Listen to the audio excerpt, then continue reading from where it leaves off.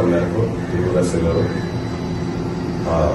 Tiruvuru MRO గారి సమక్షంలో గంజాయి తరలిస్తున్నటువంటి ఇద్దరు వ్యక్తులు, ఒక బాలుడు, ఇద్దరు వ్యక్తులు కూడా మధ్యరాల లోకేష్, అదేవిధంగా కళ్యాణ్ కోర్సి, ఇంకొక చట్టం ప్రకాశం పడిన బాలుడు, ఈ ముగ్గురు కలిసి వాళ్ళు దొంగతనం చేసిన ఒక బైక్ మీద ఈ గంజాయి తీసుకెళ్తూ ఉండగా వాళ్ళు పట్టుకోవడం జరిగింది.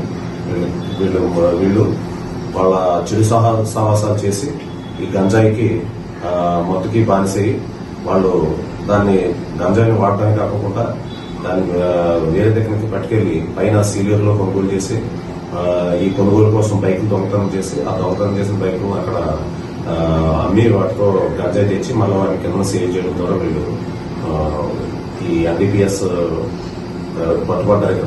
ఇక్కడ దీనికి ఎన్డీపీఎస్ యాక్ట్ ముందు కేసు నమోదు చేసి దర్యాప్తు చేయడం జరుగుతుంది. నమస్కారాలు. ఈరోజు ఉదయం వెహికల్ చెకింగ్ చేసుకోగా నమ్మదగిన సమాచారం మేరకు తిరువురు ఎస్ఐ గారు